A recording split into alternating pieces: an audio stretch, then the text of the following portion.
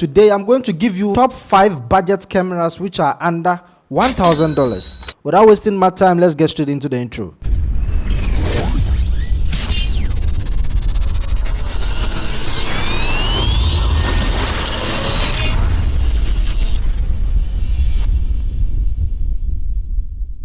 And if you are in other countries like Ghana, $1,000 is equivalent to 11,780.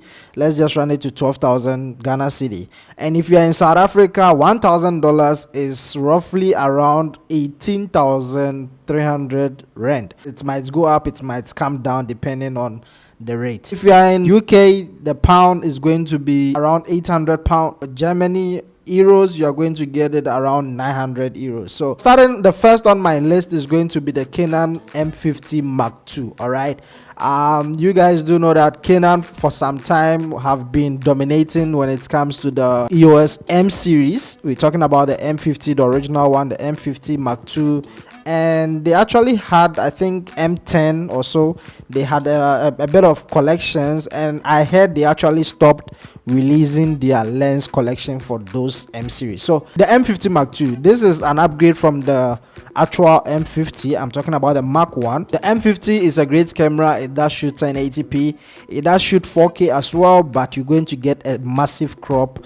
Upon it being a crop sensor, I mean, this camera has a massive crop already, so it's being cropped in when it comes to the 4K is a huge advantage to some people. It all depends on who is actually getting the camera, but if you're a beginner or if you're a content creator, I believe it shouldn't bother you that much. It all depends on the type of lenses that you pair with this particular camera. The Mark I is the older version, so the Mark II is actually an upgrade from the Mark I. If you get the Mark I for a better deal, I think that will also make, I mean, a great idea, because it's not that much of a difference from the Mark I and II. The only downside that you might experience might be the lens selection.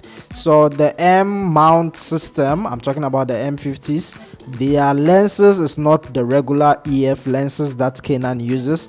This is a lens mount that Canon was actually, I would say that they were putting it on experiments, but it didn't work out well, so they discontinued this lens selection. But yeah, you can still get a couple of lenses in the system. You do get the 45mm, you do get their 50mm as well, you do get 35 as well. There are a couple of them, but not so much compared to the EF lines. So this camera is an amazing camera. It is a nice beginner's camera, so if you're ever thinking of getting a camera less than $1,000, I guess the M50 Mark II will be a better deal. As at the point of shooting this video, B&H is selling one for $600, and it's a pretty good deal because it comes with a lens as well. So I think it's a very awesome deal. Next on my line is going to be the Canon 80D. The 80D is an upgrade from the Canon 70D. The 70D is the one I'm currently using now. So the 80D is an upgrade from the 70D. It does have 24 megapixel and it's a crop sensor camera as well. It does shoot up to full HD. There's no 4K in the camera. It might be a little bit of a downside to some people, but I do believe that this camera is a very capable camera. I think the last one that they released was the 90D before they jumped to the EOS R. It does have the Digits 6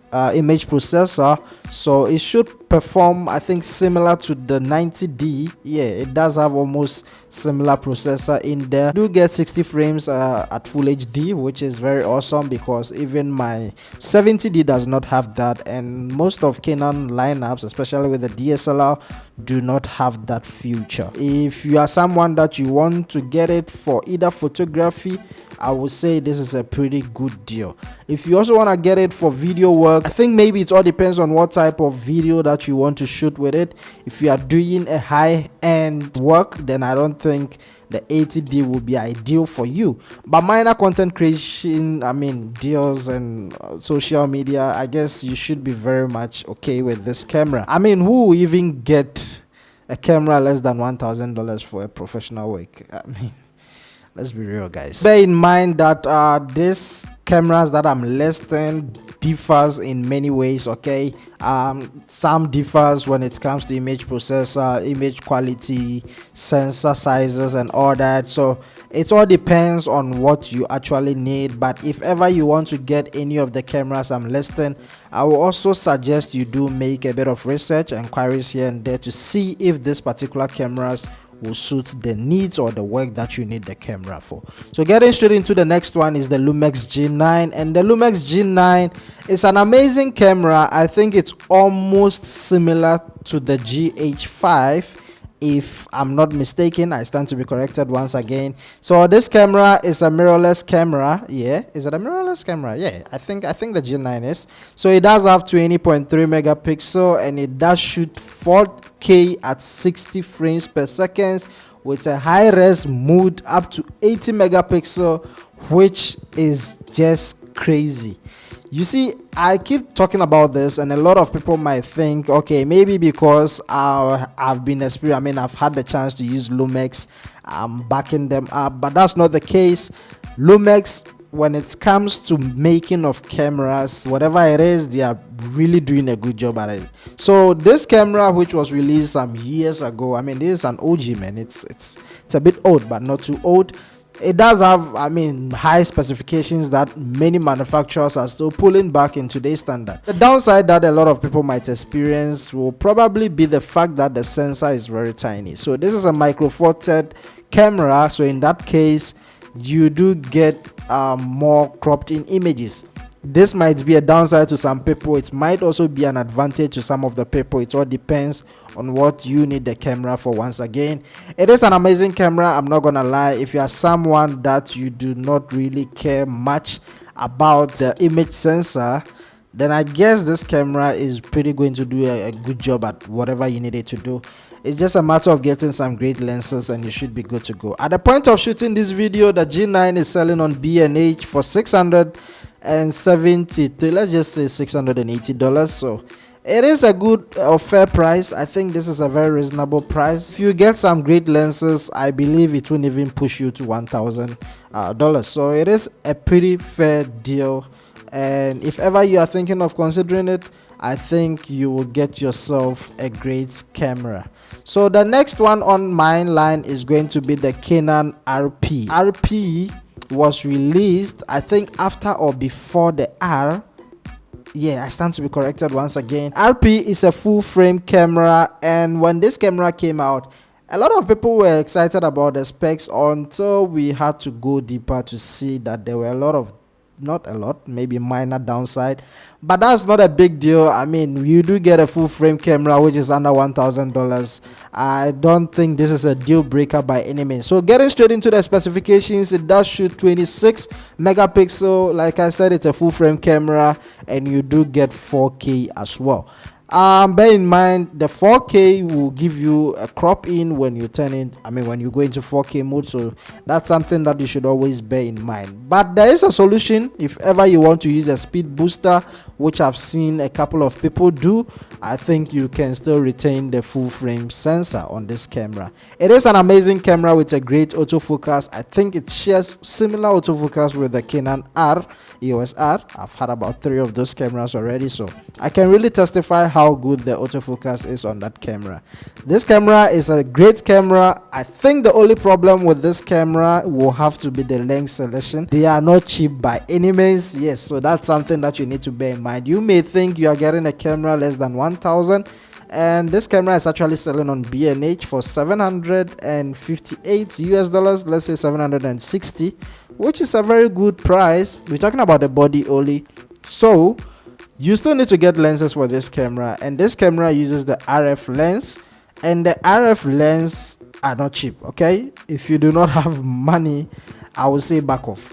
But there is an alternative. You can still use the EF lenses on this camera just by getting an adapter, and if you get an adapter, that will be an extra cost and it will end up taking you further to, I mean, more than 1K. So I would say that if you want to get this camera, maybe you should budget a bit more than 1,000. It's not a cheaper camera in terms of accessories. It is a nice camera. It is an amazing camera, especially for people who shoot stills This is a great camera. If you are someone that also do a lot of social media work, I think this camera is going to serve you very well. If you someone that shoots, professional filmmaker, then I don't even need to say this, you know what to do already. Yes, a lot of people might say, okay, you've been saying Lumix, Canon, what about the other lineups? Calm down, I'm still getting there. All right, so the next on the line will have to be the Nikon D75000. I'm not sure if I've reviewed this camera on this channel, or was it the 7000? I'm not sure about that, but yeah, Nikon D75000 is also an amazing camera. I think this camera is not really that cheap because it's almost $1,000, and that is excluding the lens, so it might be a problem to some people. But once again, it's very tough to get a camera which is less than $1,000 and very good at it, and also comes with lenses attached. So yeah, but I'm just going to put it on the list because it is still under $1,000. So the Nikon D75000 is a pro body. Should I say mid-range or a pro body? I think this should be a pro body. If you're a fan of Nikon and you ever want to get any of their lineups, I would say this camera would be ideal because of the price right now. I think with the specs and the price, it is a reasonable offer. The Nikon D75000 is currently selling at $996, almost $1,000. So maybe you should think twice whenever you want to pick this camera. Since this camera is just a little overpriced, maybe I'm going to add one more to it just to suit the whole conclusion here. I'm adding the Canon 77D, and this is a camera that I once had some time ago. I really enjoy this camera very much. It's a camera that I used before the 90D. At the point of shooting this video now, it is cheaper. Let me quickly check how much it's selling for. It's actually selling around $800. Yeah, let's just run it off because it's actually 730 something. So let's just say $800. It does have full HD, it does have articulating screen. It uses a single SD, so if that might bother you, then I think you should look at the Lumix G9.